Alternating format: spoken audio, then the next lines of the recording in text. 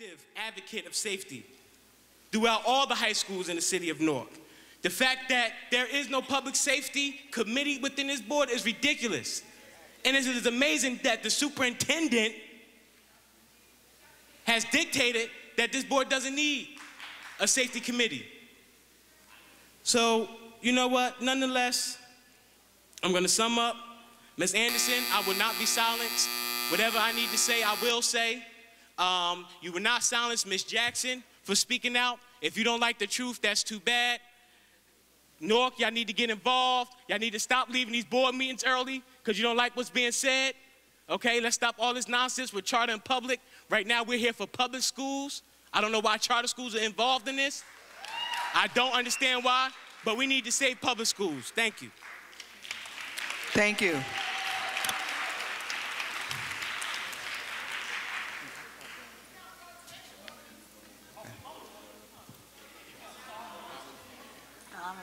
Good evening, everyone. My name is Marcia Howard.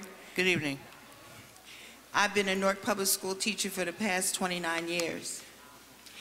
I've worked at South 17th Street School, and here tonight I'm here on behalf of Peshine Avenue, also known as Brick Peshine Academy. I've seen a dramatic difference in the school culture, climate, academic environment, and student level of responsibility. Why?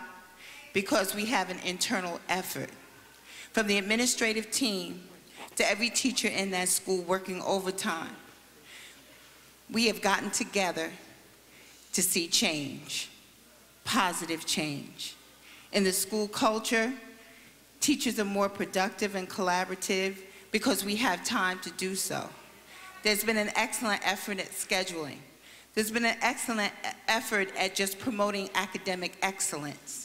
There's been an excellent effort from the students to take accountability and responsibility for their school culture.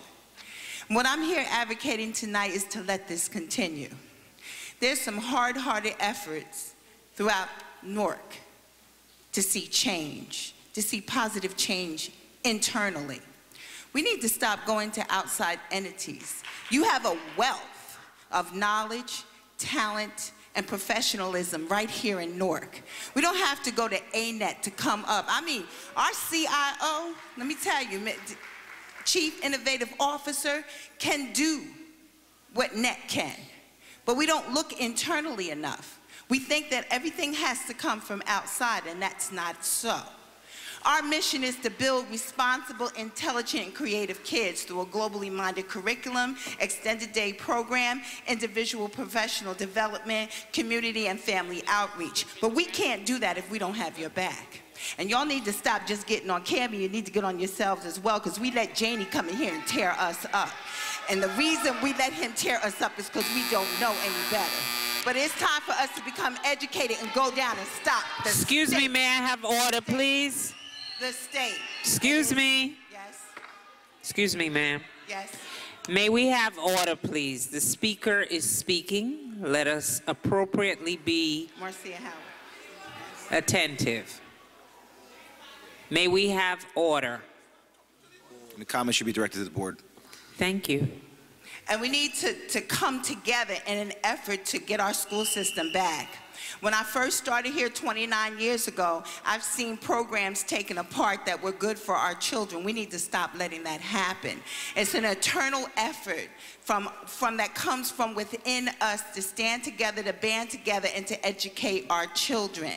And great things are happening at Peshine, but they won't if we don't have the funding to do what we have to do. You tell us all the time to differentiate. You tell us all the time to come up with creativity, but when it comes to us banding together to do those things, you always tell us that we don't have the funding. It's time to stop that. And it's time to stop allowing the state to come in and dismantle us piece by piece and start backing us with some of the creativity and talent that's right here in Newark.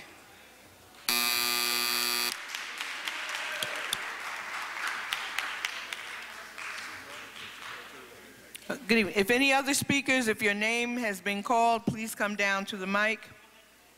Good evening. Hi, Lauren Williams, 55 Clinton Place, University High School. Good evening. For the last 8 years, I've witnessed a lot of changes in the Newark Public Schools. I feel most of these changes do not have the stakeholders' best interests at heart, especially when it comes to the new observation rubric for effective teaching. When teachers returned last September, the new rubric was unveiled with a lot of fanfare about how it is an improvement from the Danielson model, which many districts are just now adopting. This new rubric was allegedly created by a focus group of 30 teachers, principals, etc. Just who was involved in this focus group is still a mystery. It was my opinion in September that the new rubric was ridiculous and needed significant revision because the language was vague at best. For example, in Competency 2A entitled Tailored Instruction, the major difference between receiving a highly effective and an effective rating hinges on the difference between the words consistently versus frequently, respectively. The English major in me seized on the fact that consistently and frequently are essentially the same thing. And after consulting an Oxford thesaurus, guess what? They are the same. Both are close cousins with the word regularly. The other difference in Competency 2A for these categories is for all / nearly all students versus most students. What's the difference between nearly all and most? Again, the difference in language means everything, and these evaluations impact whether teachers will receive their increment and job offers in the case of non-tenured teachers, just to name a few. But that didn't matter.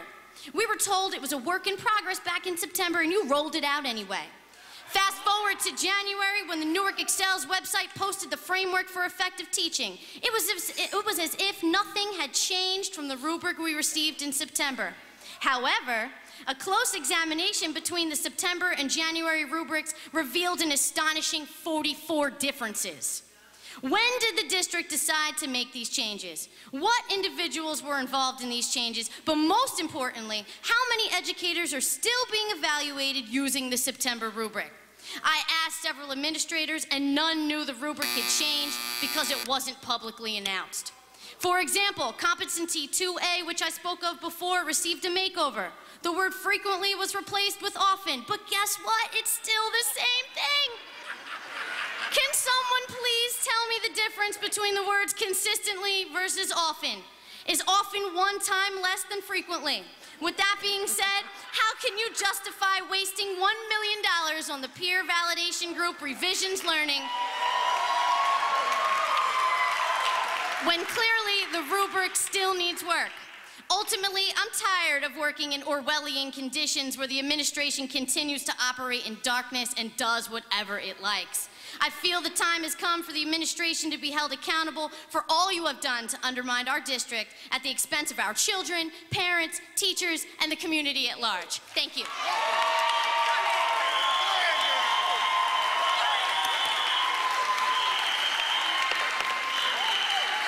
Good job. Next speaker.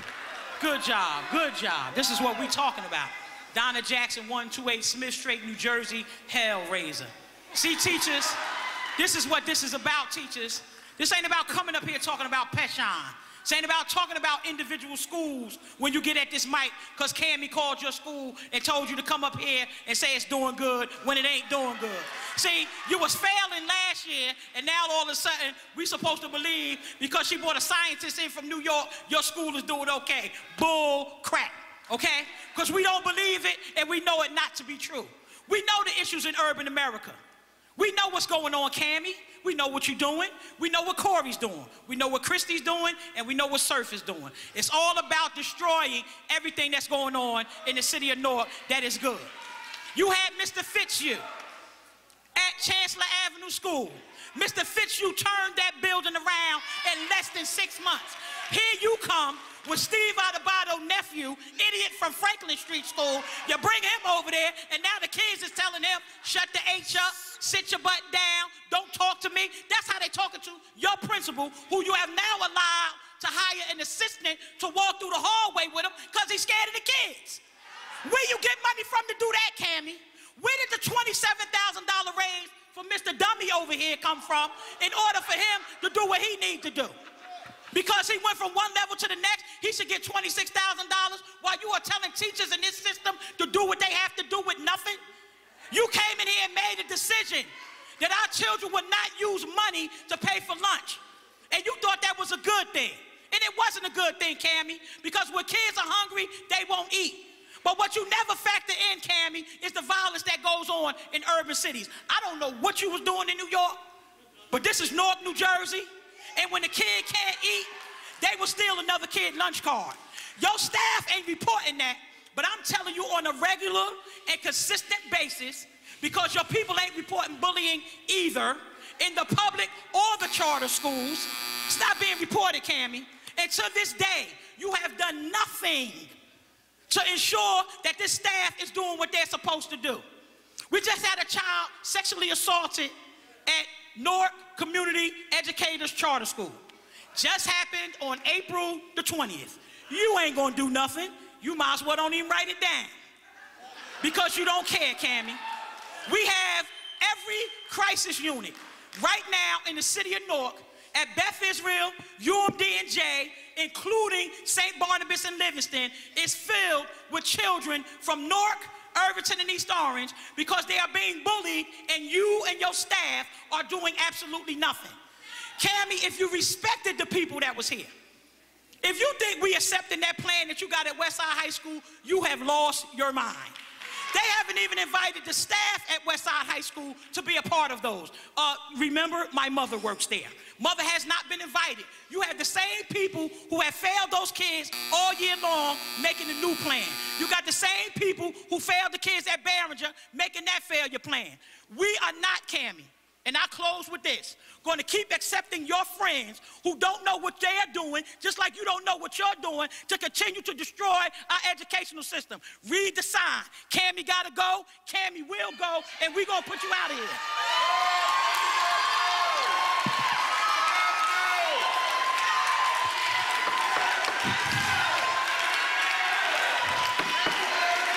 Let's have order, please. Order, please. Let's have order. Next speakers, Catherine Quinless, Adrena Gray, Tegri Sinclair. If any of those speakers are here, please come down now. Quinless, Gray, Sinclair. Next speakers, I see two names, only one person can come. Last name is Rivera, Myrna Lee and Edwin Rivera, and Stavone Henry. You have a lady at the mic. I don't know who she is. Good evening. Good evening. My name is Catherine Quinless, and I live at 15 Summit Street, West Orange, New Jersey. Good evening, advisory board members and Superintendent Cammie Anderson. Tonight I stand before you as a representative for Camden Street School. I have been in the teaching profession for the past 8 years, and this is my first year at a Renew school. Being a part of Camden Street School has been the most rewarding experience of my teaching career. To say I am honored to be a part of a true family led by one of the strongest, most supportive administrative teams is an understatement. Mr. Garrison, Ms. Parham, and Ms. Foote have shown us time and time again what it means to never give up and always strive to do your best no matter what obstacles we encounter. Their outstanding leadership skills strongly guide us to do the same with our students. Mr. Garrison has created an educational environment with strong roots that emphasizes the importance of family and heart. Mr. Garrison recognizes that the student body needs a sense of community, social and emotional support, as well as a safe environment. With this foundation, our students then have the tools they need to achieve academically. The Renew staff are enthusiastic, determined, and hardworking.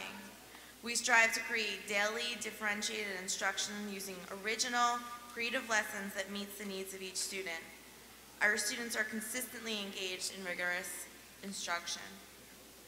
I leave you with our Dailies Teacher Pledge that is recited each morning at Camden Street School because this exemplifies our commitment to our students and our community. I pledge to provide students with the skills they need to achieve their dreams.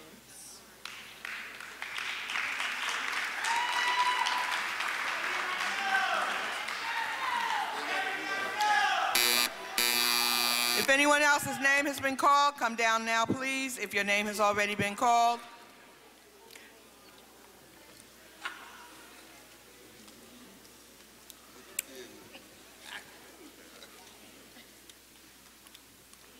Good evening.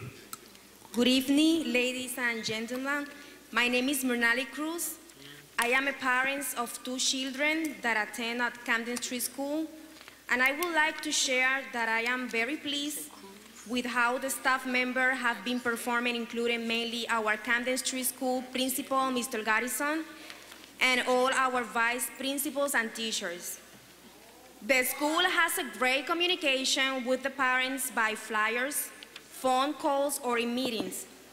I would truly recommend this school to other parents. Overall, I am more than thankful to be part of a safe and excellent place like Camden Street School. Camden Street School has given parents a voice to be heard. Thank you, Camden Street School. Continue growing and doing a great job. Thank you. Thank you. Next speakers, Deborah Straza, Renee Smallwood, Marilyn Gaynor, Sharon Madison Jones. If any of those people are here, please come down to the mic.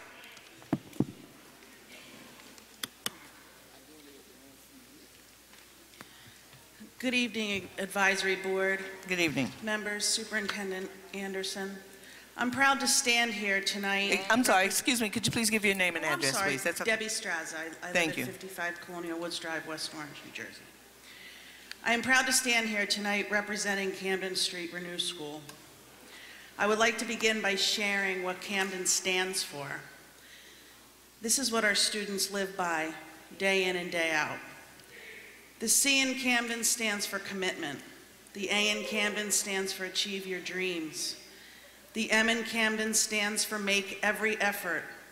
The D in Camden stands for dream big. The E in Camden stands for everyone deserves respect. And the N in Camden stands for never give up. Achievement is attained when commitment is present, apparent, and strong. Making every effort to achieve excellence and dreams depend heavily on commitment.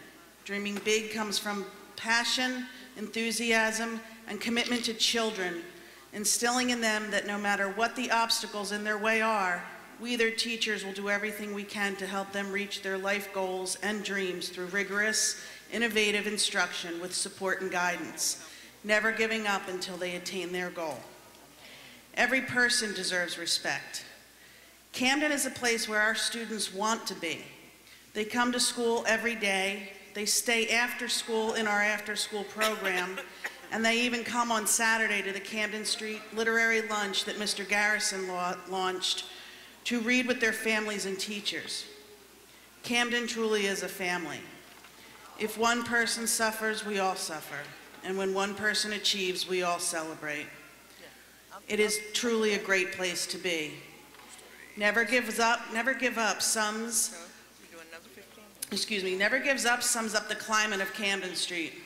There is no mountain too high when we have the level of commitment we do from everyone involved. To achieve our dreams while showing respect to each member of our Camden family every single day. Our administration, Mr. Garrison, Ms. Parham, and Ms. Foote, are a strong team that are the foundation of our school. Their expectations were clear and concise as the school year began. We followed their lead. We had a job to do, and through innovative, differentiated instruction, our goals were within reach. Throughout the year, we worked as a team. We learned from one another. We were afforded the opportunity to observe each other's classes and participate in classroom walkthroughs. It's a dynamic way to develop and learn together as a team. We were all here for one reason and one reason only, our students. This year has been a great one, and our foundation has been laid. Big things lie on the horizon for the students at Camden Street. Camden fosters a caring and safe learning environment where our students know that they are worthy of big things. Each and every member of the Camden staff are family. They'll be there to ensure the students' environment is risk-free, loving, and full of exciting opportunities to enhance their learning. They will be given the tools required for success. Our administration and faculty are invested in the future, and the future lies in the hands of our students.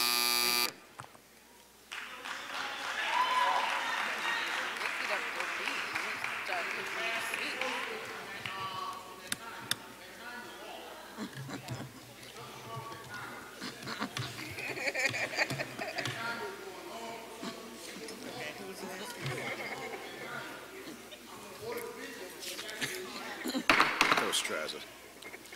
Good evening. Good evening.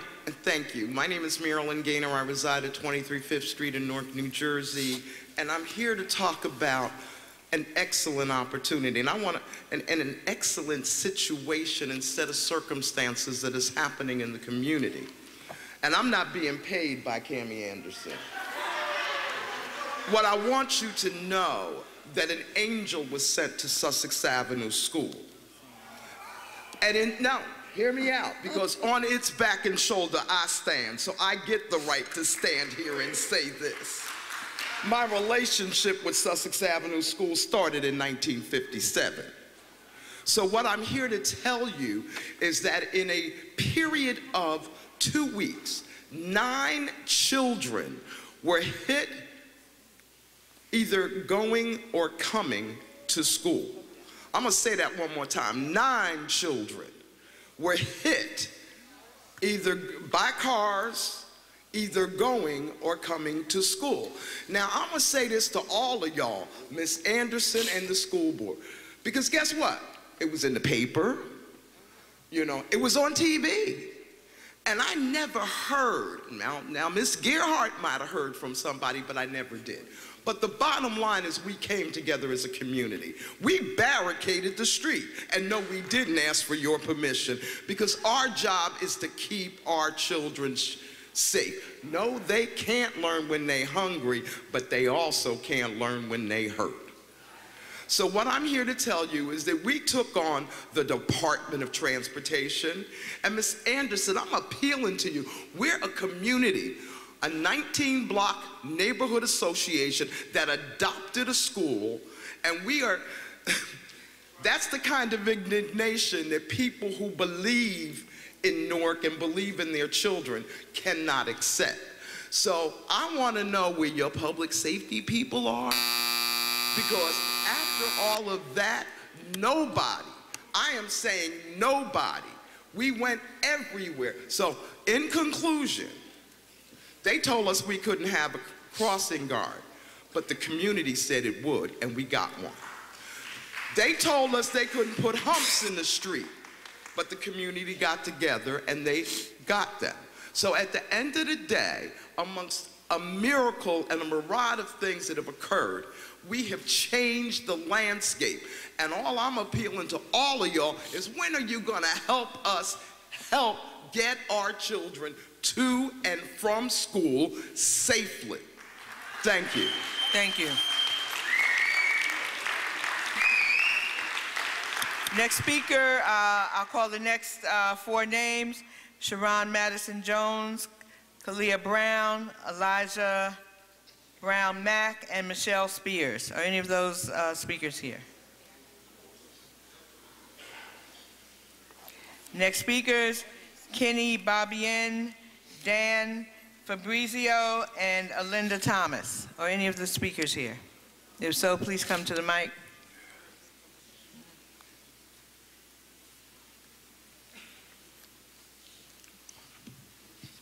Hello, everyone. My name is Kalia Brown, and I reside at 344 Dayton Street, and I am a parent volunteer at Brick Peshon Avenue School, originally Dayton Street. When I first heard the words Renew School, I had no clue as to what it meant. It just didn't sound of any interest to me at the time. What shocked me next was I were told that Peshon and Dayton were to combine in September of 2012. The first words that came to my mind were to find another school for my child to attend. I thought that the school would be overcrowded, and my biggest fear was the transportation to and from school. Although I attended all of the summer community meetings, I still weren't convinced. After speaking with the principal, Ms. Barnes, she assured me that something magical would take place throughout the school year. Did she prove me wrong? Well, as the time went on, I must say that there has been more positive things going on since the beginning of the school year. For one thing, I love the open door policy. Parents are able to interact with the teachers, administrators, and even other parents on a daily basis. I learned early on in the first marking period that my child was having a difficult time learning and paying attention. With this vital information, I was able to sit down with my child's teachers on their time to come up with various ways to help push her more. Although I am an active parent in all that my child does, I have never experienced such a good thing in my life. Not only is she getting what she needs, I'm learning right alongside of her.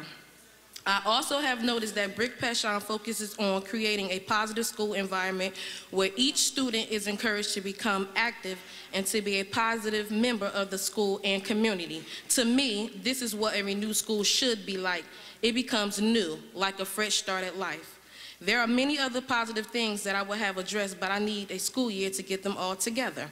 I'm just thankful that I did decide to give this renewed school a chance to prove that it is a good thing for our children. I'm sure that the school years ahead will be even bigger and better. Thank you for proving me wrong, Ms. Barnes. And no, this was not paid for by Cammie, but if you haven't been a part of the new change at Peshon, then you wouldn't know of all the good things that has happened.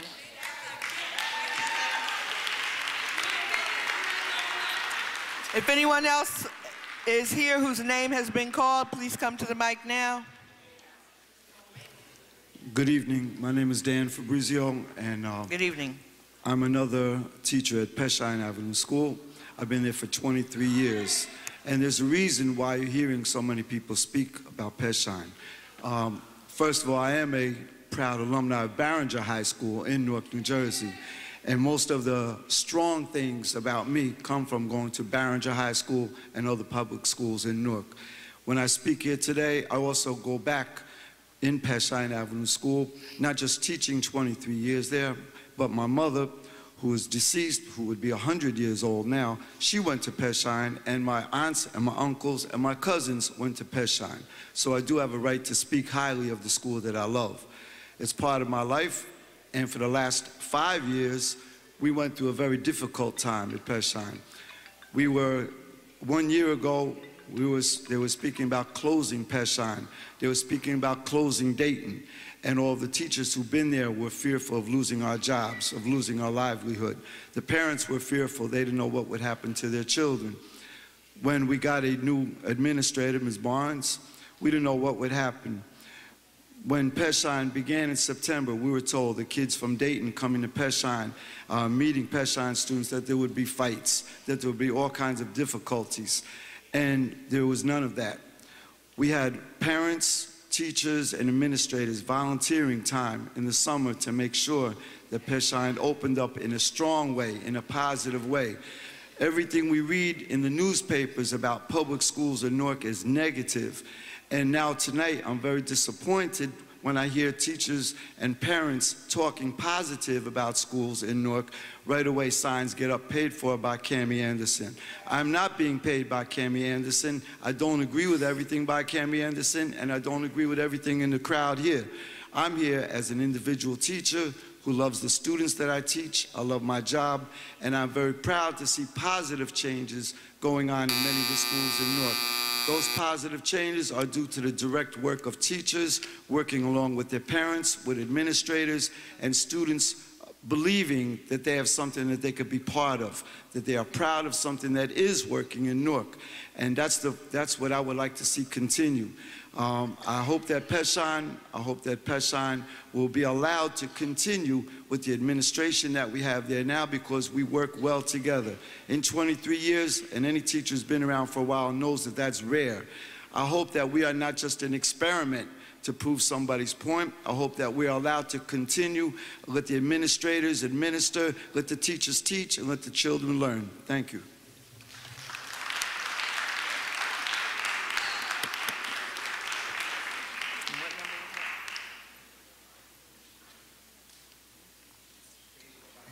At this time, we have a situation that rarely occurs. However, we have extended our public speaking time beyond the hour and a half. We have actually extended it another 15 minutes, which is what I, as chair, am allowed to do. At this point, I would like to entertain a motion. The motion would be to extend the public speaking time. So is there a motion? For how long? For 1 hour.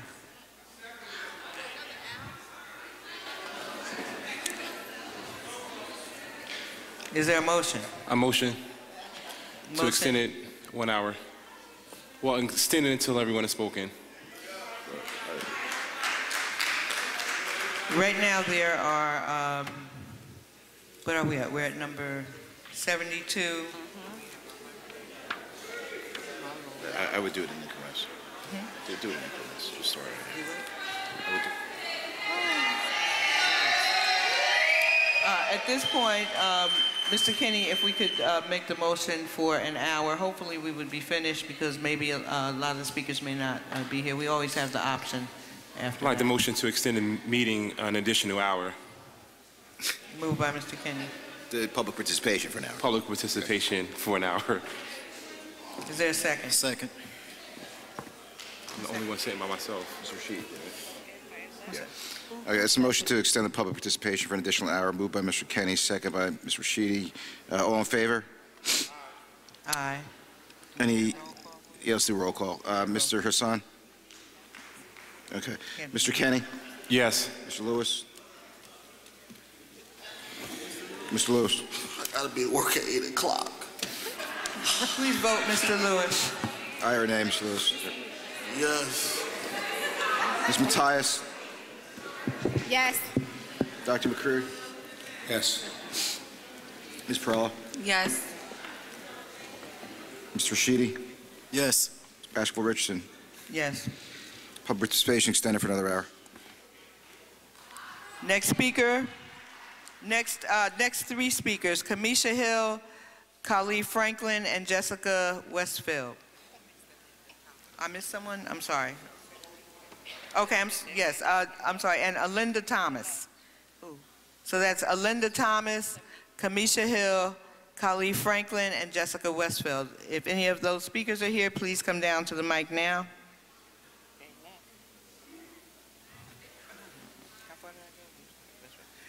Next speakers, Crystal Wortham, Tanisha Johnson, Linda Pollard, and Rhonda Wise. If any of those speakers are here, please come down to the mic. Hello. Good evening. Good evening. Crystal Wortham, 37 Rutgers Drive. I just wanted to take the time to thank hardworking teachers in my community.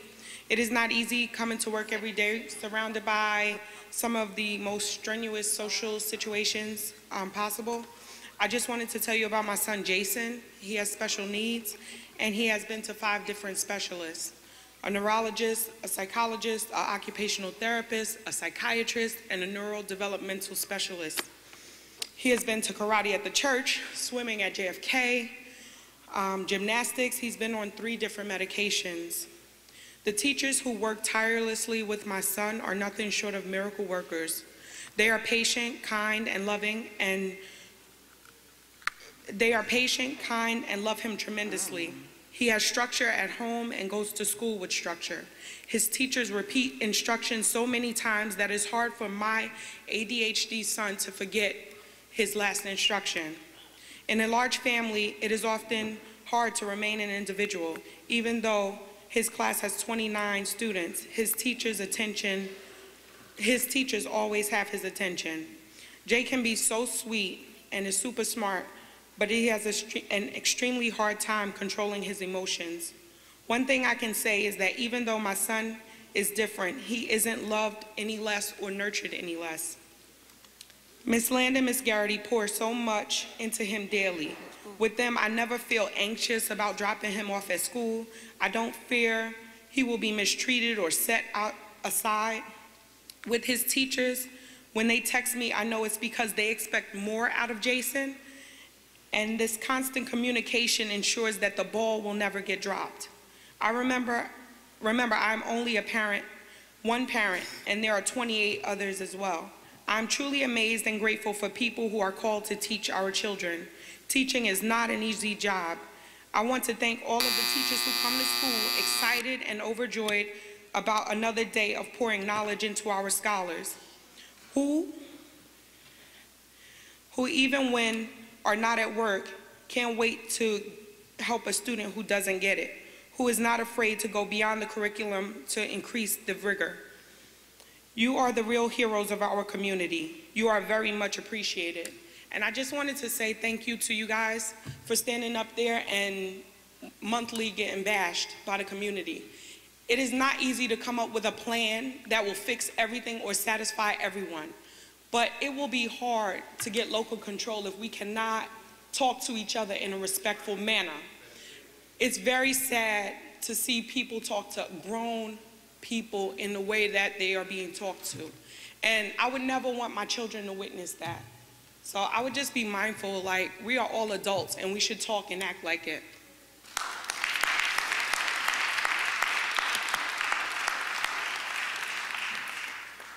Next speakers, Vernley Elliott, Pamela E. Minor, and Nicole Y. Harris. If any of those speakers are here, please come down to the mic. Good evening. Good evening. Nicole Harris, 6 Hecker Street, Newark, New Jersey. I'm here tonight to express my deepest appreciation for our school nurses. My daughter is physically a healthy child, and because so, she isn't in the nurse's office often. But it was her school nurse who first noticed the signs of an issue my child was battling and needed to be addressed, and she contacted me immediately. It resonated with me because she sees dozens of kids, and my daughter's not in there often, but she noticed something with my daughter, and it spoke to her, and she saw that. And since then, I've worked with my daughter's teachers and her principal, and of course the school nurse, to remedy the issue. And I'm happy to say that since her diagnosis, she's thriving both in school and in her extracurricular activities. She jumps on the double dutch team at JFK, and they're going to the World Tournament this year. So our girls from Newark are going to compete in the World Tournament, and I'm very proud of her. I'm wholeheartedly thankful for the teachers and the nurses who go above and beyond to answer the call of our struggling students, and who believe and stand on that belief that children that are from here will do well, they will thrive, and that roses do grow from concrete. So, thank you. Thank you. Is there anyone else whose name has been called? Next speakers, Katim Sherelle L., Atia Robertson, Aaron Jones. Any of those speakers here? Next speaker, I'm going to have a hard time with this one, so I will spell it. M-W-I-K-A-L-I, Mundi Kimawar. Thank you, Mr. Kenny. Tanya Green and Tracy Pointer Hall. Are any of those speakers here?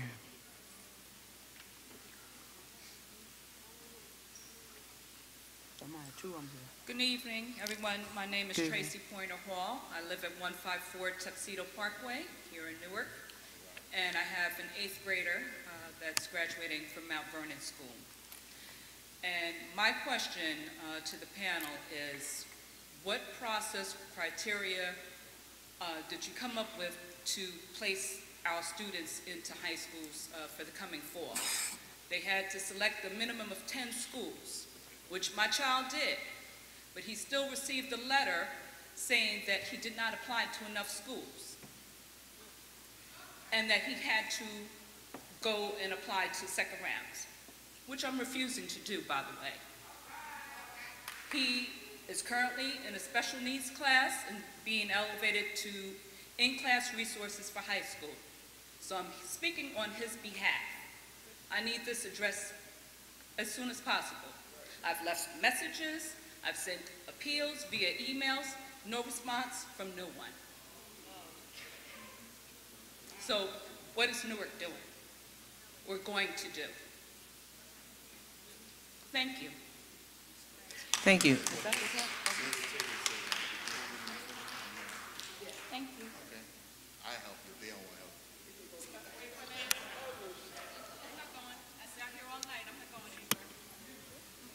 Good evening. Good evening to everyone. My name is Tanya Green. I'm alumni of Sussex Avenue School, and I'm a founder of Jehovah Jireh Outreach. We are a community-based organization that works diligently with at-risk children and their families. I have been at Sussex Avenue School for the past 4 years, providing various resources as well to the school as well as to the parents. Since our school has been in transition into a renewed school, there has been tremendous improvement. The principal, Ms. Gerhardt, has transformed Sussex Avenue Renewed School to a community-driven school. We have accomplished so much in so little time. My organization, Jehovah Jireh Outreach, has been facilitating various parental workshops, which has increased our parental engagement efforts. My organization has also launched a Stomp Out Hunger campaign at Sussex Avenue Renewed School. We provide weekly bread distribution for the community as a whole. We also partner with the local food bank of New Jersey to provide meals for children who are at risk of hunger over the weekend when school is not in session. We want to send a special invite to all of you to come out on June the 21st for our first annual community health fair. Sussex Avenue is truly on the move.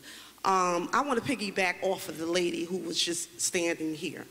It just grieves my spirit to just see us as a community not coming together. I mean, we all have the right to disagree on many issues, but at the end of the day, our children are dying, our children are suffering, you know, and we can't do it divided. We need to come together as one. And I really hope that you guys really, I mean, it just really grieves my heart to just see this happening. You know, our kids are suffering, and we can't do this, you know, departed. We have to come together as one. And again, I really thank Ms. Gerhardt for coming to Sussex Avenue School and giving of herself, and just the culture that she's creating in the school. You know, the parents are more, you know, everybody's just happy. The children, you can just see the difference in the children, you know, and I just really hope that each principal, everybody is represented here today that are leaders of your school, please, you know, make the school inviting for the parents, because the parents, they're the children's first teacher, you know, and the parents, you know, they have to feel like they're a part of something. You know, we can't brush them off. You know, we have some parents, we know they come and they, you know, a lot of them don't know no better. We have to even teach the parents, unfortunately. That's the culture that we're living in today, especially in urban communities. They need to be taught. You know, so we as educators, we as leaders, you know, we have to teach the parents. We have to have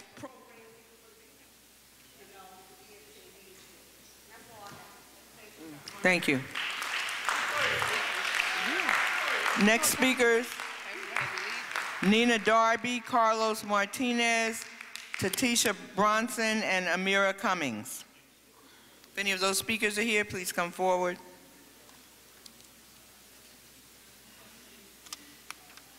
Next speakers, Tina Leek, Patrice Bowers, Brianna Gary, and Imani Taylor. If any of those speakers are here, please come forward.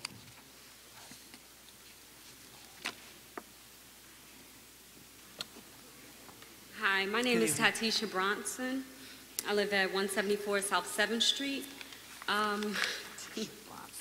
think I was totally oblivious to everything that's going on today. I learned quite a lot. I have 3 children. My oldest is 25, so I've been a parent in Newark Public School for at least 20 years. So I've been through a lot of the changes with the 9th grade annex and a lot of different things. My son came from 13th Avenue last year. He's now at Eagle Academy. Last year was a hard time for us. 13th Avenue plus in Newark. My brother was murdered last year in March, and I was ready to leave, ready to go, leave Newark for good. But along came Eagle. I've never really been into any charter school or, you know, Newark Public School is just what it is. So Eagle not being a charter school and being a Newark Public School and for all boys, I figured, you know, let me see what it's about. For the last year, like I said, I think I've been under a rock because Eagle has been fascinating. I've worked full time, so I really couldn't attend a lot of the functions that the PTA had. It would always be during school hours. Eagle Academy actually has things that we can do on Saturdays. So my son's father lives 2 hours away. He actually can now come, drive up 2 hours to be here for parent meetings. Just getting involved with other parents. We do carpools and just a lot of different things. So just coming out, just hearing all of what's going on just is fascinating to me, because I have been in complete awe with Eagle Academy. It has been the best thing for me and for my son. So that's it. Thank you. Anyone else whose name has, yes. Hi, Good evening. My name is Amira Cummings. I'm coming as a representative of the Eagle Academy for Young Men of Newark, PTO, at 66 Muhammad Ali Avenue. I just wanted to come and share a little bit about our experience at Eagle Academy over the last year, as Ms. Bronson just did. It's the first all-boys public school in New Jersey, actually, not just in the city of Newark. And honestly, I didn't think that it was going to be as successful. Not that I didn't think that, but it's overachieved its goals when it comes to the young men. As far as their uniform, these boys are dressed in their uniform every single day in their ties, and you can see the changes that it's making. They've been invited, to close down the NASDAQ. They've been invited to Ireland. They've been invited to several places that normally you would hear Newark young men can't go there. Newark young men wouldn't be able to achieve something like that. But what I've seen from the perspective of a parent or someone who's not inside of the school is that our Newark young men can learn, and that our teachers do care, and that our principals do care, but there are some things that are missing from the basic needs or that aren't being prioritized in order for schools like an Eagle Academy or schools such as all the other schools that are represented here that are speaking so highly of their administrations, that they can't function properly because they aren't being allocated the resources. Specifically for Eagle, it's in the Central Ward, but we have children coming from every single ward, and there is no bus service whatsoever. So kids are catching buses from the West Ward down to the Central Ward, back up, so they're late for school. These kids go to school from 8 to 5 every day and 8:30 to 12:30 on Saturday. So that's a huge strain on some people. I also wanted to say that just hearing from the board earlier today on how you guys are, this is my first time actually being at one of these, and the consensus that I came to is that the administration, or however Kimmy Anderson, I don't know you personally, I don't know anything about your agenda, but it seems to me, especially apparent today, that there needs to be much more respect for the people and the processes that happen within the community before it's brought here and just rushed through a motion or for a contract or something of that sort, because there are people that will be involved and that actually would be of help to your agenda if it were understood and we were respected much more. Thank you. Next speaker, is there anyone else whose name was already called? If so, come to the mic. Next speaker, Denise Crawford, Ajoa Denchi Smith, Kenyatta Bird, and Charles Best. Good evening. Good evening, everybody. Denise Crawford, 102 Prince Street. First of all, I'm glad that finally, I always say that people should come to this mic and they should just talk about more than grumbling. But tonight, I got on a nice shirt. It was given to me, I want it. And it's talking about kids. It's talking about parents who stand with their kids because their kids are great. In this auditorium, we all met a long time ago to talk about renewal schools. And I remember I got up on the stage. I said, oh, let's hear what they got to say. So I got a different spin on everything that's going on tonight because I sat there and I listened. And the thing is, let's start with the nurses. If the nurses aren't being paid what they should be paid, then let's stop talking about the superintendent right now.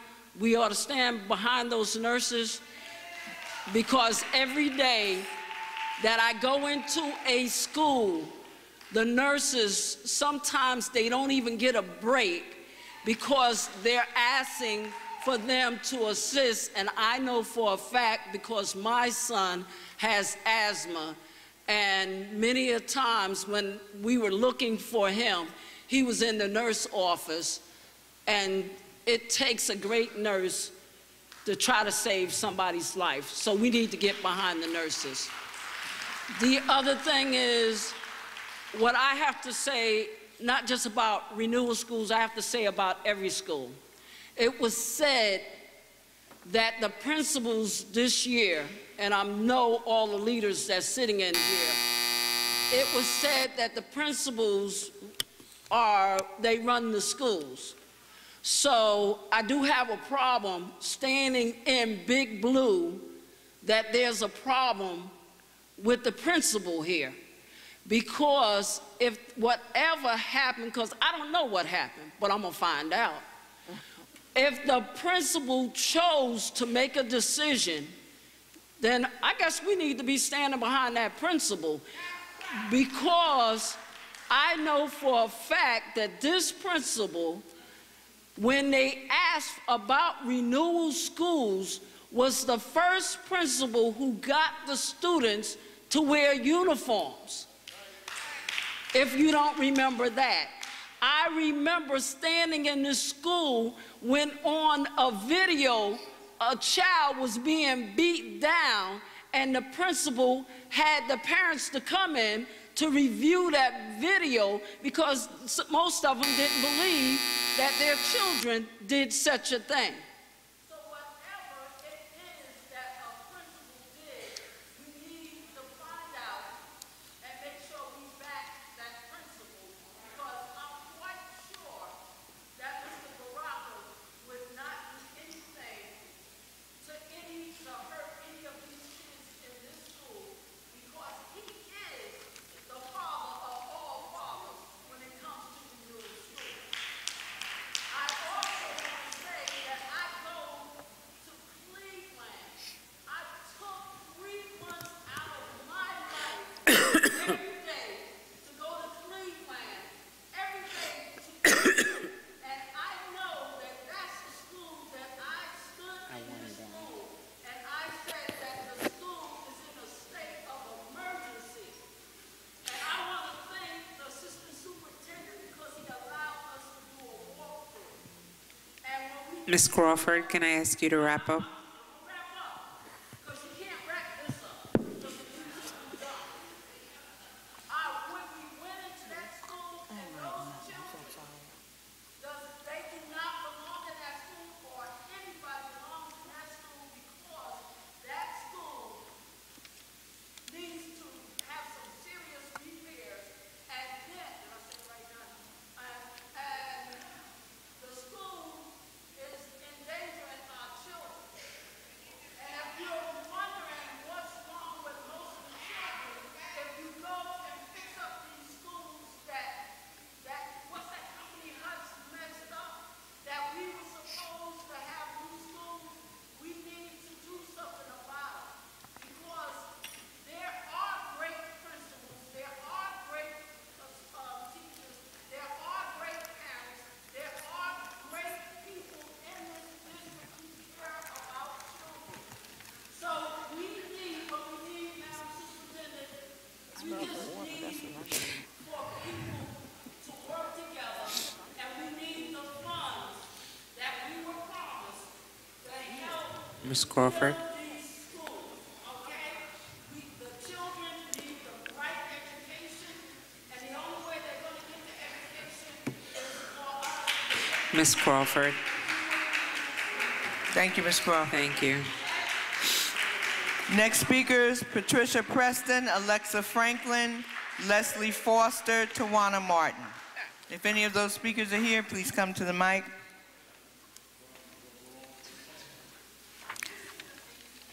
Next speakers, Danica Claiborne, Hussein Salam, Ronald Lester, Harry Peterman. Are any of those speakers here? I'm sorry, Perryman. Harry Perryman. Next speakers, Jennifer Smith, John Williams, Hassan Alston, Pashtana Shah, Ghulam Rahman, Bakar Yehuda, Deborah Richardson, Nancy Gianni, Janice Grievous, Nancy Gianni. Nancy Gianni. 119.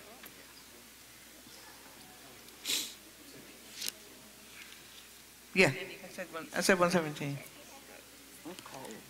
Okay, I said I'm down through 120. Janice Grievous, Marvin Campbell. I'm sorry. Yeah. Nancy Gianni, good evening. My name is Nancy Gianni. I stand before you as a proud first grade teacher at Alexander Annex Early Childhood Center.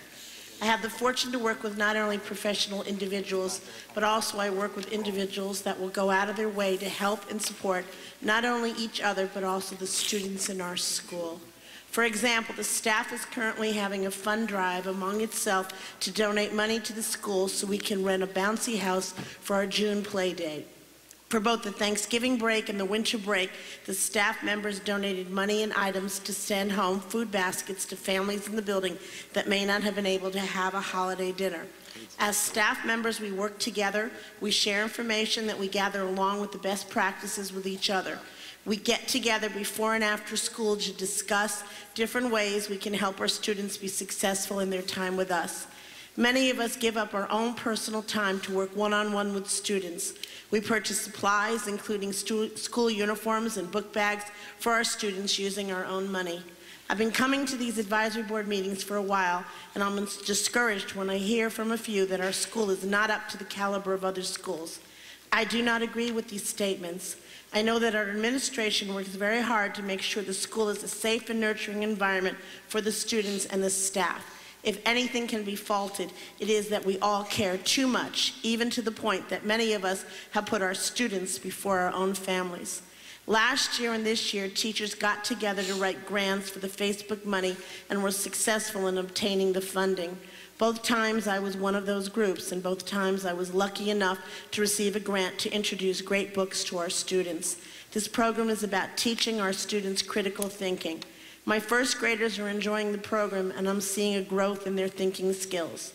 As public school teachers, we cannot discount the fact that we cannot educate our students alone.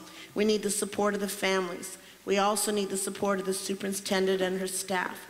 In an article entitled America's Staggering Education Gap, April 2010, Sean Reardon states, I've stressed often in these parts regarding the growing evidence of linkage between increased income inequity and diminished opportunities. A prominent channel through which this occurs is, of course, education. The academic gap is widening because rich students are increasingly entering kindergarten much better prepared to succeed in schools than middle-class students. This difference in preparation persists through elementary and high school. We at Alexander Annex Early Childhood Center are doing what we can to make sure our students, no matter what their economic and social status, are educated to the best of our abilities. My standing before you today is to ask you to please make sure that all the facts are gathered before you pass judgment on the administration and staff of the school I work. We work hard to educate our students. We work hard to make sure our students are emotionally and physically safe. We work hard to make sure our students are productive future members of Newark and our country. Thank you. Thank you. Anyone else whose name has been called, please come to the mic.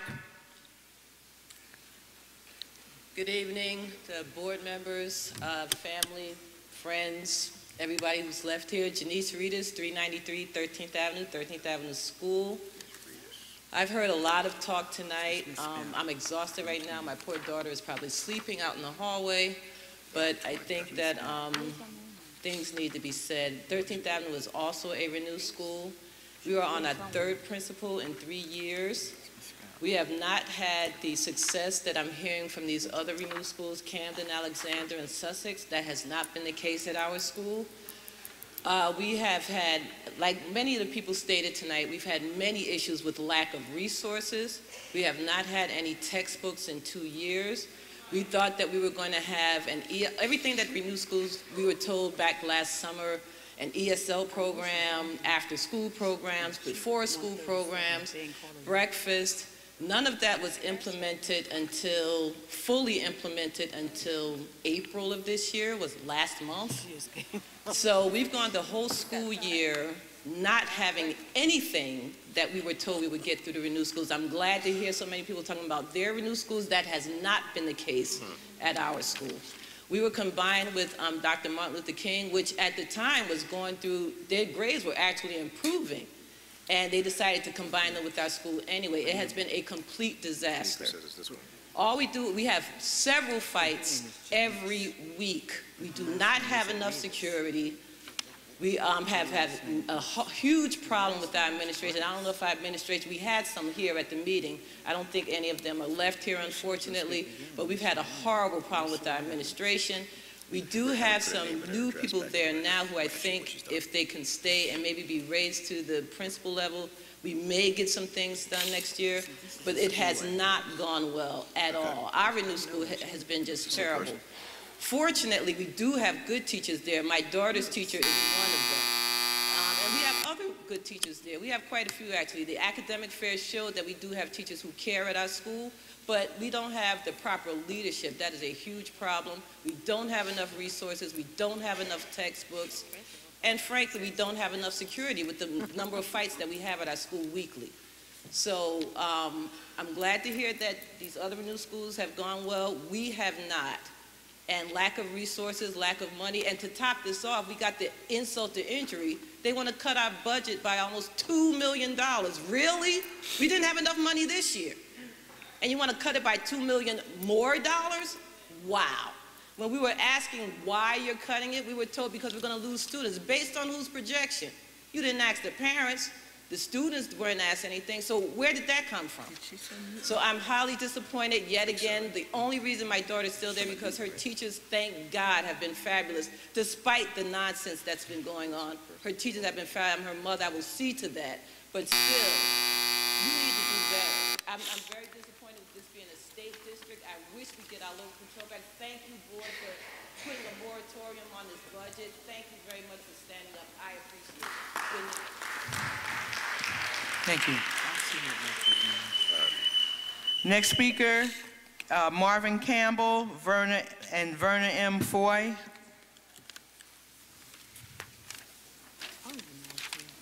Next, Michelle Miller, Craig McDaniel, Sharon Smith, Lyndon Brown. Excuse me. Yes. My name is Avis Martinez, and I'm here for Roosevelt Grammar School. I'm sorry.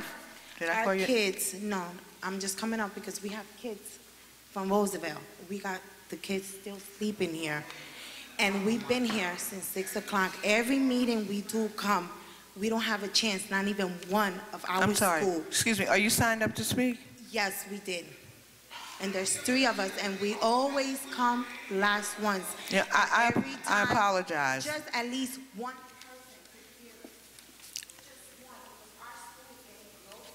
I apologize, but right now there are a number of people who have been waiting. Excuse me, ma'am. We're really trying to go through the list, and we're really coming close to the end of the list. All right, we have to get back I'm to sorry. the list, ma'am. If you want to wait, you will be able to speak when we call your name. If not, I have to ask you to please move from the mic right now. I cannot engage in that conversation. I'm going to call the list, and if you're here, then you will have the ability to speak. Thank you, ma'am. Ma'am, please take your seat. We have to resume with the public participation. Next speaker.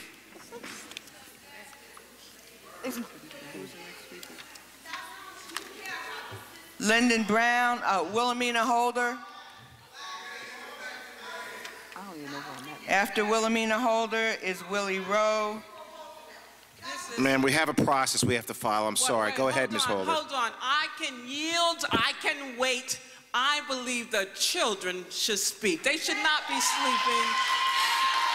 I'm sorry, There Ms. is Holder. no way in the world that adults can't act like adults and allow the babies to speak. If they signed Ms. up to Holder. speak, Tony, they should be allowed Ms. to do Holder, so, Madam President. all students who were signed up to speak spoke earlier in the meeting, and there were a number of students who had signed up but were not signed up as students, and we went through a whole process a couple of hours ago where we asked any student who had not designated themselves as a student and who had not indicated that to come down, speak to Ms. Merritt. Ms. Merritt and Ms. Wilson handled that, and all students who indicated that they were students, no matter where they were on the list, were given the opportunity to speak. So, Ms. Holder, would you like to speak at this time?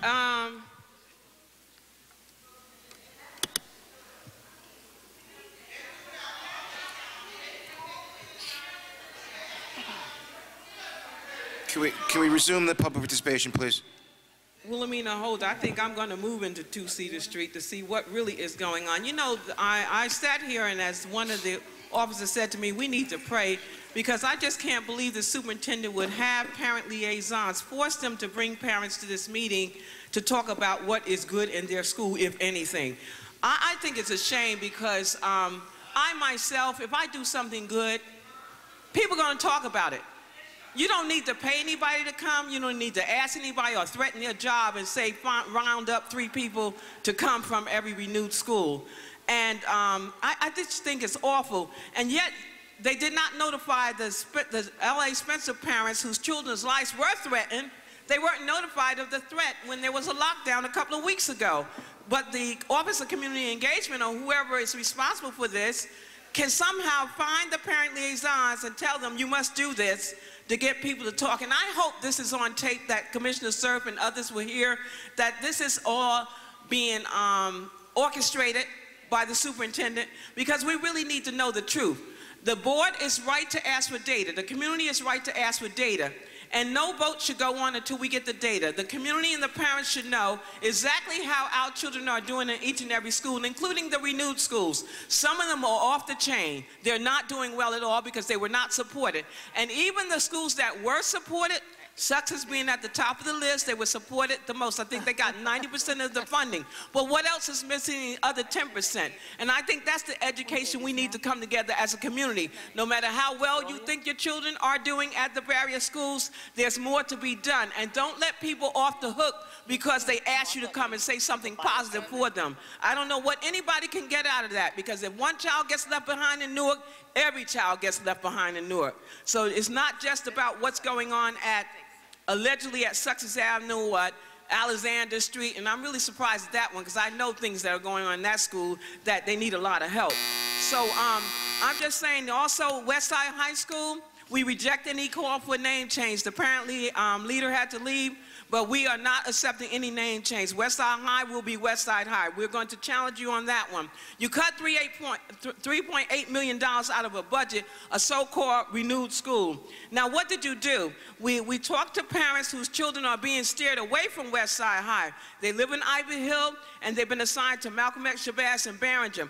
People who live in the West Ward are being assigned, their children be assigned elsewhere. And they did not apply to these schools. They did not apply. They were just told you've been accepted and you'll be going here. And of course, the parents are saying we're going to exercise choice and not send them there as they rightly should. Now, the problem with the motto I've been hearing since the superintendent got here is we need great administrators and great teachers in every school. Wrong. We need great people. Great people. and great people who are sensitive to the needs of the community and understand the community, they will become great administrators. They will become great teachers because they don't have to necessarily have the skill set, but if great people who have commitment and love, they can be nurtured. I went to building bridges at First Avenue a couple of weeks ago and spoke to a lot of the principals and the people that were there. And I was shocked to hear that they said they were not supported by this current administration because had they been supported with math coaches and with language arts coaches, some great people are not teaching in September because they didn't get support. So we're going to talk about renewed school. Let's look at the whole picture. Let's look at the big picture. And the big picture is that we have to have a great superintendent as a great person who understands the community before you can cultivate any great administrators and great teachers. You see, the problem is, hopefully, and I'm going to pray that I live long enough to see a great Newark Public School District. I am a product of this great system, but not under this current administration will we get there. I can tell you, I agree with the community that Superintendent Anderson must go. Thank you, Ms. Holder. Next speaker, Willie Rowe, then Simone Jacobs and Myra Jacobs.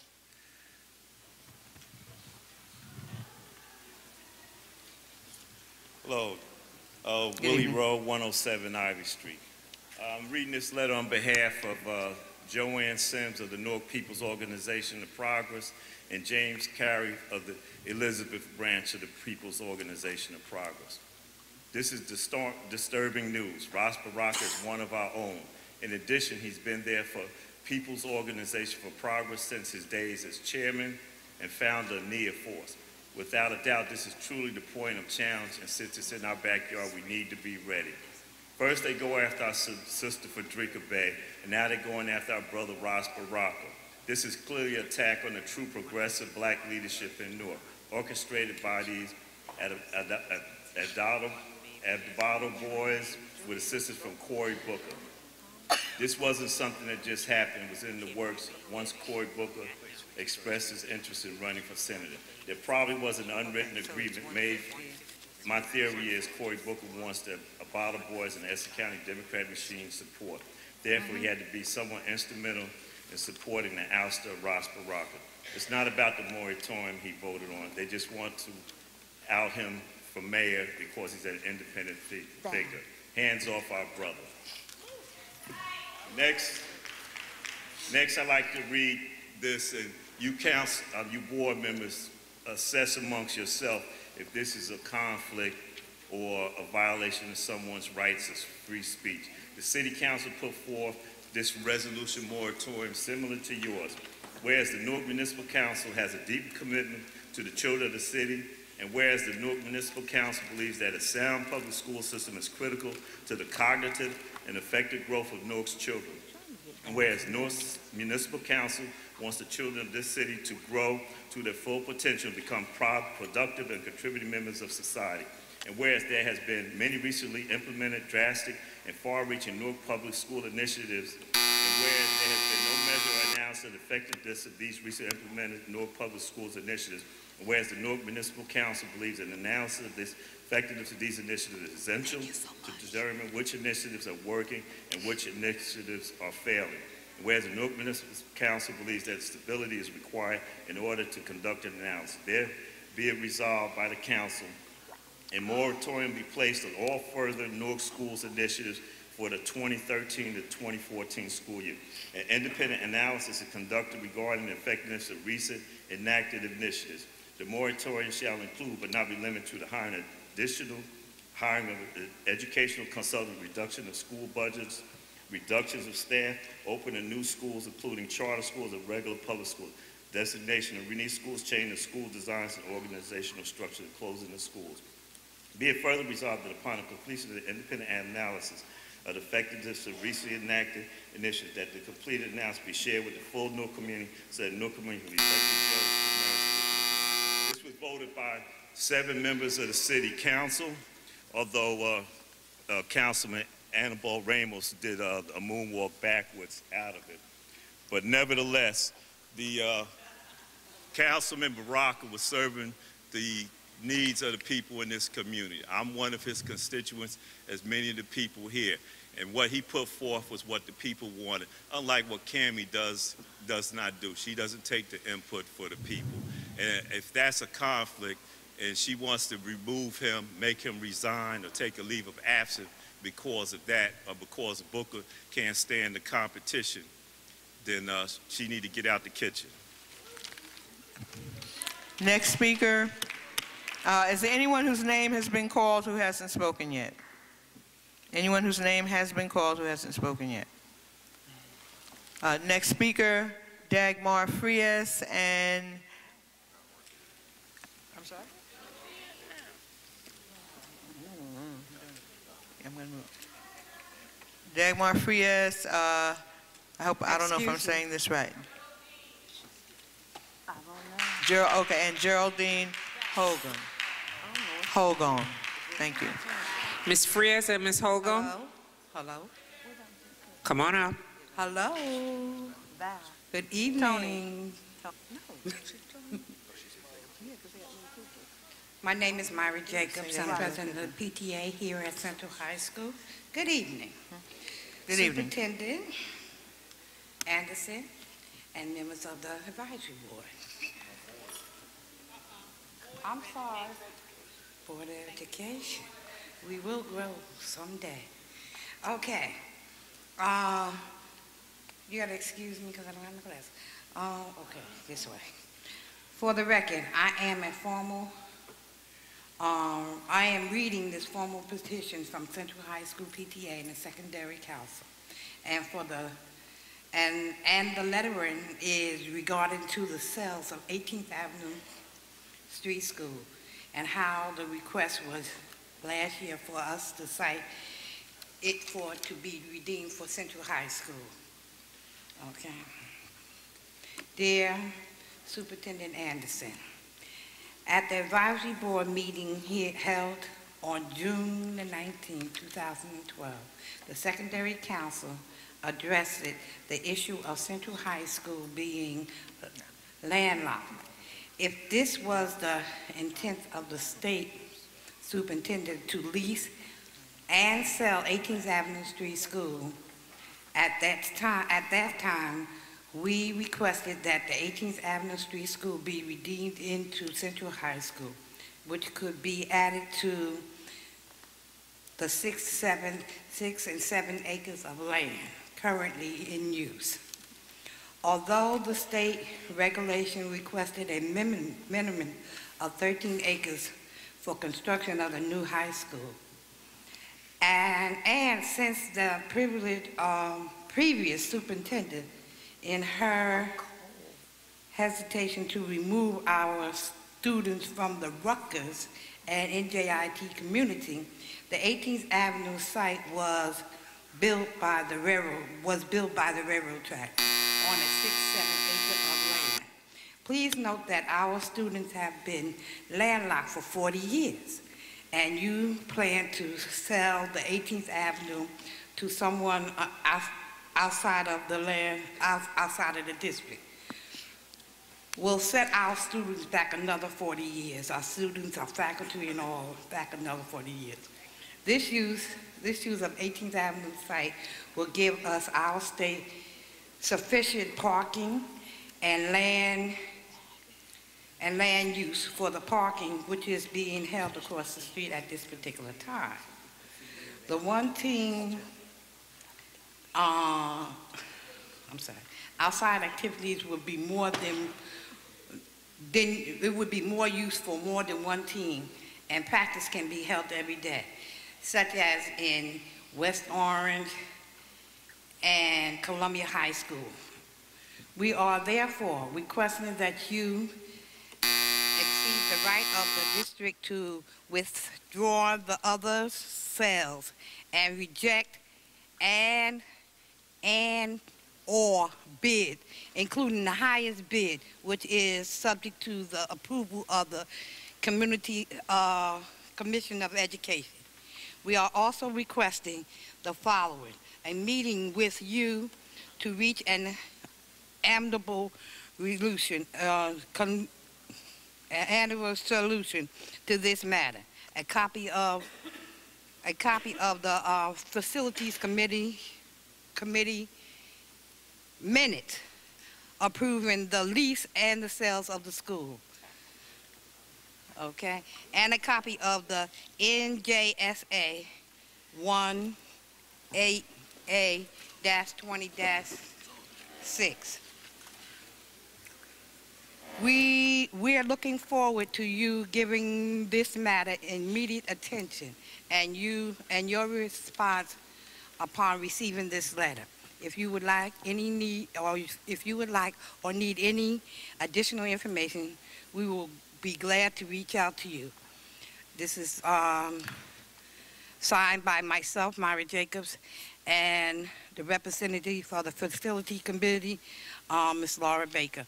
Each one of you will receive this, and I pray that you will answer our request as soon as possible. Ms. Anderson. Thank you. Okay. Next speaker.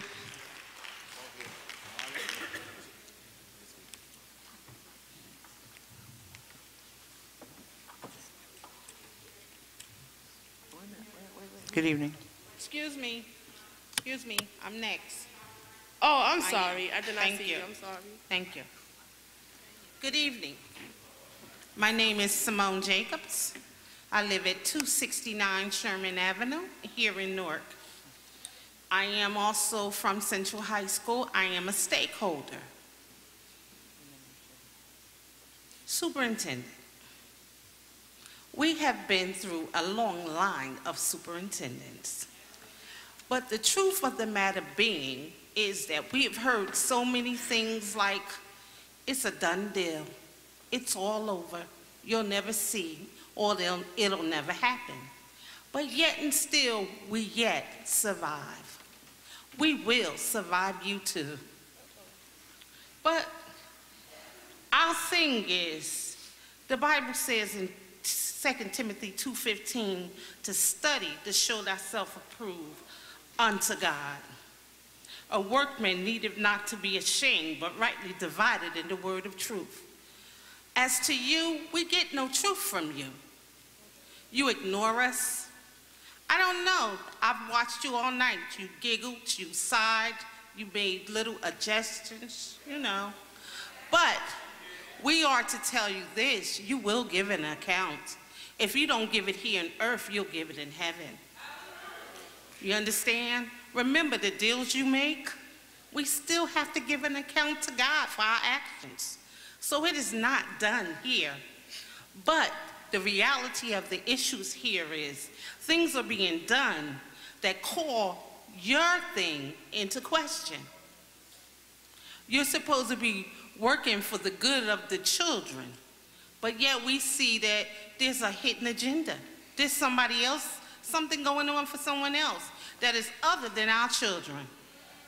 At the end of the day, it's a bad thing when you divide the parents. Public school, the other part of the school. Is that cool? No.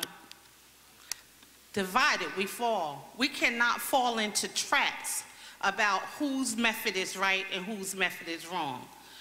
We need to stay together for our children. We're still having lunch issues. We're still having fights on the playgrounds. We're still having children molested and raped in schools. But yet we're here at the board meeting talking about, are you being the right person for the job? We ask you to say yes to the moratorium, because that's a good thing for the children.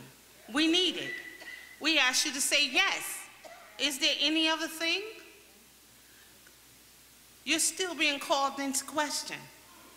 They're talking about your education level. They're talking about have you worked in this field before?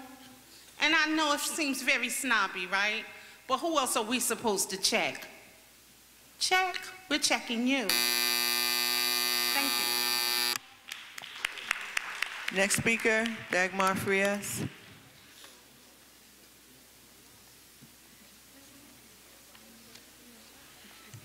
Hi, my name is Dagmar. I am the Communications Secretary from the PTO of Roosevelt Avenue, and I'm here, and first of all, thank you for calling us a little bit earlier, but you guys always do the same thing, same agenda, leave us to the end of the thing. But it's okay because I'm prepared to sleep here. Use your tablecloth as their blanket because I believe in my school. I'm here for them. That said, I have 5 children. 2 of them currently go to Roosevelt Avenue. 1 is proudly waiting till September to start her kindergarten year. Like many of you guys, I hear so many things because there's such a small school and you guys want to close it on that. However, the whole principle and the whole idea of it being a small school is what makes it so excellent and so wonderful. They have a teacher dedication, a passion that I, as the daughter, granddaughter, and myself, as a person who dedicates their life, my whole family is in the Board of Ed in New York State and here in New Jersey as well. So these are the things that I could tell you firsthand that I know a teacher is supposed to stand for, and it's what they stand for. I've never, ever gone to any of the schools and any of my kids have ever attended and had greeting from the day that you walk in, from the moment with smiles. The principal is there by you, no matter who you ask. Your child could ask any question. You could ask a question to any of the teachers in that school, and my nurse. I love my nurses, and the nurse in Roosevelt Avenue as well. It doesn't matter who you ask the question, they will stand by your children and they know the answer because it's more, you want us to stay here and applaud the fact that your programs are going right and your new schools are doing these programs, but you want to close a school that's been founded and from day one has the same guidelines and stand for it. So I don't understand how I'm supposed to just say, well, you know what, my children are sleepy, so let me go and not speak my mind. I do want to apologize from all of us because as PTO members, we stand for each other. I applaud her for standing up for my children, for sleeping in the chair, but I do want to apologize on her behalf for the way she did come out. But as you understand, as a mother and as a friend, she did stand up for what she believes. Again, save Roosevelt Avenue. And the fact that it's a small school has nothing to do with the... Yeah. That's why it's a good school. The dedication, the small environment. My child, in less than 6 months, went up 2, 3, 4 reading levels, where in New York State, they were trying to say that he had problems and issues and wanted to bombard him with a whole bunch of pills. But no, his teacher sits there day after day, both of my kids' teacher, day after day, day after day, day after day. And that's why today my son is a whole lot more smarter, a whole lot more witty, and he's just happy about school. And these are the things what teachers are supposed to do, and the teachers in my school do. And that's why I'm here. Excuse me, we have 5 more minutes until the additional hour will be over, so we have time for perhaps 2 more speakers. Next speaker. Good evening, everyone, again. My name is Geraldine Holguin, and I am the recording secretary at Roosevelt Avenue Elementary. Also, I'm a parent there. And I want to talk about, they were talking about schools being reformed. I attended Thomas Jefferson High School in New York, and my third year at school, the school was reformed so they could make it a better school. But still to this day, it's still the same school that it was, and it never got fixed. So, the note on that. Back to Roosevelt. Roosevelt is a very warming, family-oriented school. I love the school. My daughter has gone to Abington Avenue. She has gone to Dr. Horton.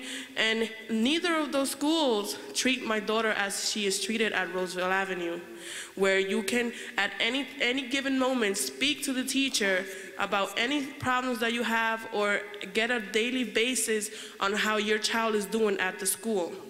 Now, you have to make a meeting, or you have to make an appointment or something for like 2 weeks later when the problem needs to be solved then and there.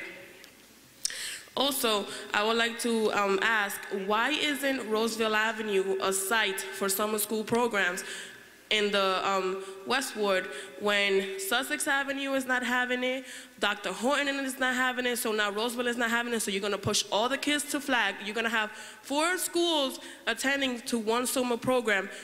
Who's gonna take care of all those kids in there? You know, how are they gonna have all these kids bunched up together in one school, 4 different schools in one? That is not fair. Sussex Avenue school kids used to go to Roosevelt Avenue, and now where are they gonna go? Because Roosevelt Avenue is not as a site for summer school anymore. I do not want my daughter, I'm sorry about the people that were saying not to talk about how schools are bad, but Flag is a very bad school, and I do not want my child to go there. Keep Roosevelt Avenue School open. Thank you. Have a great night.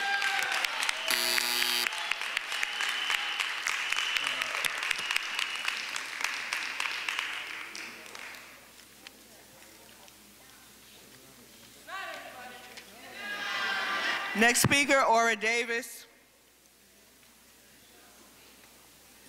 Next speaker, Sean Williams. Ms. Davis, okay. And if Sean Williams is here, please come down to the mic. Ms. Davis is first, and then, Ora Davis. No, it says Williams. Good evening. My name is Ora Davis, 429 South 9th Street, Newark, New Jersey, 50 years of address. I would just like to say that I support the moratorium, and I think it's high time that Ms. Cammon should just resign and go on back where she came from.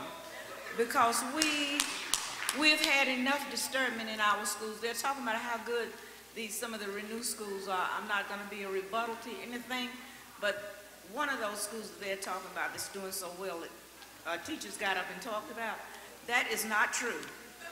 And I don't have to tell a story about the schools.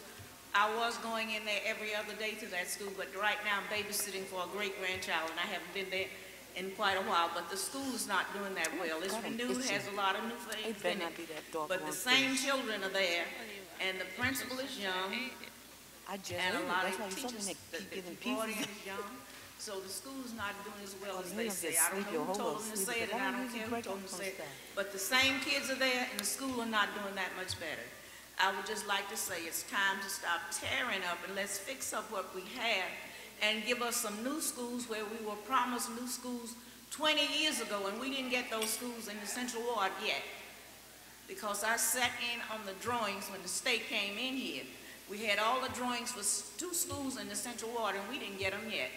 I would just like to say, it's time to stop tearing down. It's time to build up, and it's time for us to come together and do what we have to do as citizens. Thank you. Thank you. Is Sean Williams here? Charles Lindsay? Patrina Burgess? Janice Grice? Okay, you know what? You must have been signed up twice, but there was some kind of confusion. Okay. No. Johnny Latner? Janice Reedus? No, How many names you have here? We'll talk about this later. Asamad Harvell?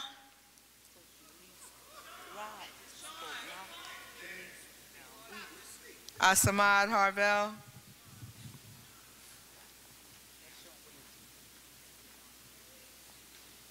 Sean Williamson? Yes, ma'am. Good evening to those that are left.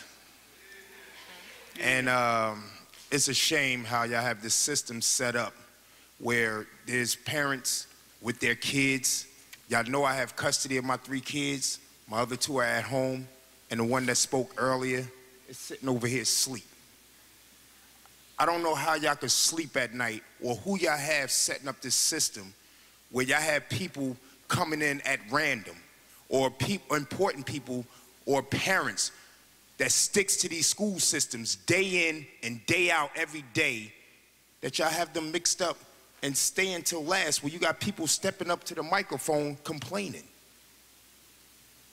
Now, I don't know where Mr. Lewis went, but I wanted to thank him for him asking me to come and speak at these meetings.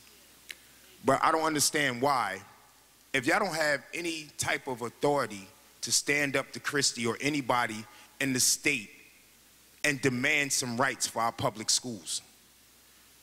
Y'all get up every morning, y'all graduated, y'all went to college, Y'all got your education from the city of Newark, I assume. But where that leaves my daughter, a B student? The same rights that y'all have to get y'all education. She don't have these rights. And she fights every day to be on the honor roll. But what is going on with the safety at these schools? Where people have to run inside the school at Alexander Street School because gunmen was chasing them. I have to show an ID to come inside the school, and this school knows me. But there's people that can come inside the school and tote guns, disrespect authorities. Nobody want to listen. When are we gonna have things that our students need immediately? Not at the end of the school year, not during the summertime. Now, I would take a bullet for any kid when I wake up in the morning and come out here and take my daughters to school. Can y'all say that? And if y'all do y'all really mean it? Because I'm out here walking these streets every day. When y'all put on y'all suits and ties and dress and go up in y'all lovely office, I'm out here in the street sweating, day in, day out. And I'm a computer tech, and I drive trucks. And I will leave my job in a heartbeat to roll up in 13th Avenue School and make sure my daughters are all right. There was a one-on-one matter with my daughter and another student that just showed up in January. And she still has to walk in that classroom every day and look at this girl in her face after she was threatened. My daughter had to take psychiatric revaluation, and she's not a fighter. But this girl is still coming to school every day. Nobody has talked to me. I'm on the PTA of Safety and Education for 13th Avenue School. And I have to set an appointment to come into school. When is this going to end? When? I'm sick and tired of it. Good night. Thank you.